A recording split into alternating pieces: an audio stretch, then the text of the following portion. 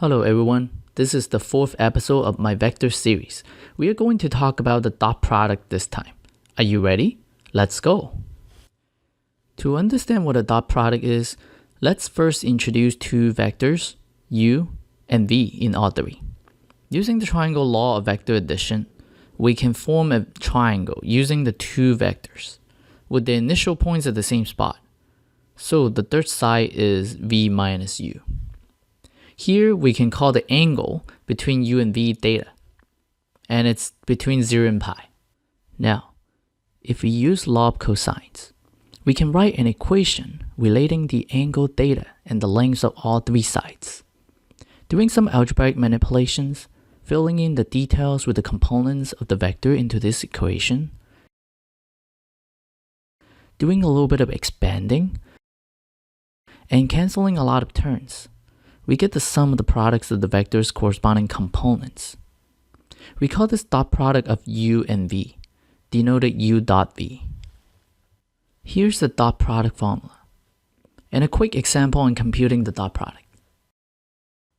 This equation that we obtain can be manipulated to become a formula for finding an angle between two non-zero vectors.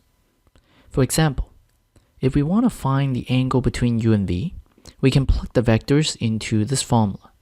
Once we have obtained the cosine of theta, we can find the angle by using the inverse cosine function.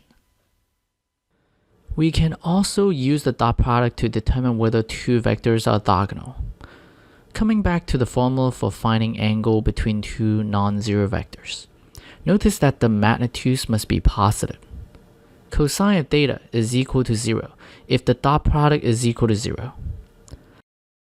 For cosine to be 0 on the interval from 0 to pi, theta must be pi over 2. In other words, when theta is pi over 2, cosine of theta is equal to 0, and so is the dot product. And the implication direction can go the other way around. So we say that the two non-zero vectors u and v are orthogonal if their dot product is equal to 0. So these are all the basics of dot product.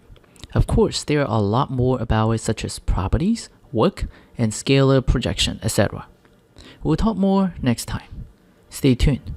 If you like this video series, please give me a like, subscribe my channel, and share my videos to others. I'm Wilson. Thank you for watching. I will see you next time.